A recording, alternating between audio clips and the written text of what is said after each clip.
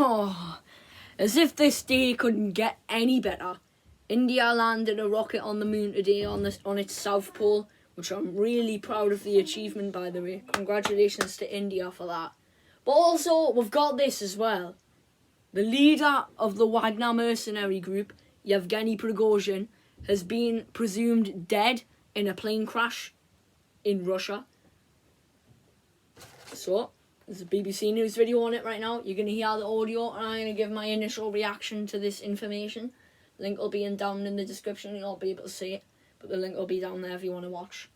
Leader of the Wagner Group has been killed in a crash. We are, of course, confirming those details. With me is our Russia editor, Steve Rosenberg. Steve, we're getting these reports. Obviously, the Russian media are reporting that Yevgeny Prigozhin was among the people on this plane. We can confirm he was on the passenger list. We can't confirm that he was on the plane. Just talk us through what we know. That's right, and that's important to emphasise. There's still a lot we don't know about what happened, the circumstances of this crash.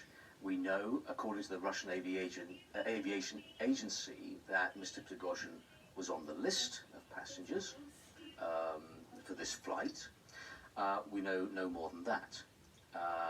We don't know the circumstances of the crash.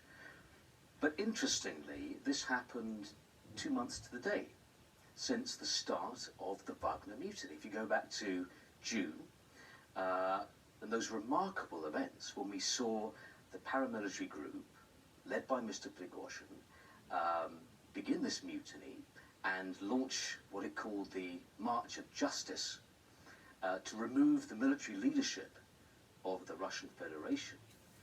They marched into the city of Rostov and basically took over the city, or the major military installations in that city. And they marched on. And the following day, it seemed as if they were heading to Moscow.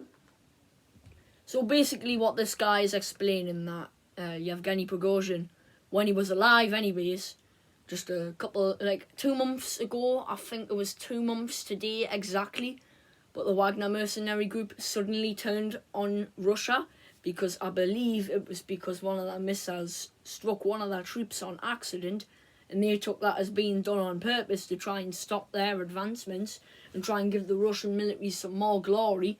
So what they did was they turned around, decided, nah, we're not invading Ukraine anymore, let's invade our own country. They take 2 cities, obviously one of them was called Rostov. I think they might mention the second one later on into the video.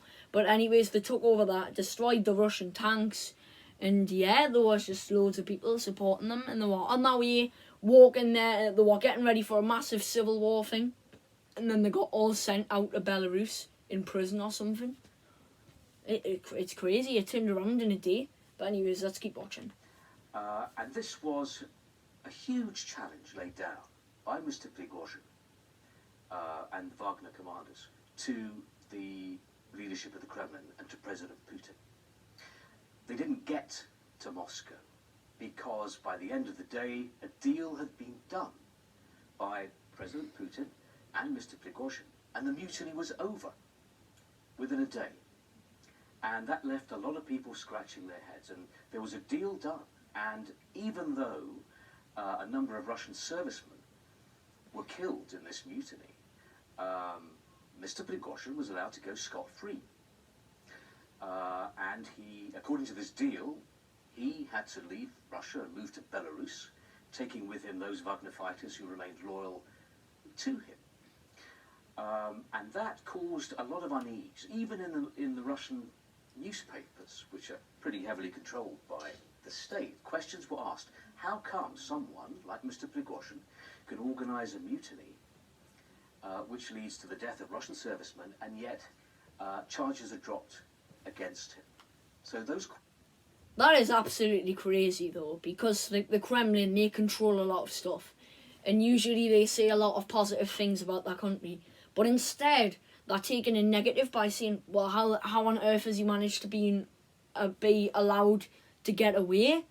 He should be punished for the Russian serviceman that's been killed by his mutiny, his turning against the Russian military. And honestly, to me, it's quite baffling the fact that they just decided to let him go. But then again, the deal was pretty fair, to be honest, when you think about it. But probably I'm going to leave it there. I'm going to leave it up to the rest of you if you want to watch it. I know none of you really enjoy politics that much, so you don't have to watch it if you don't have to.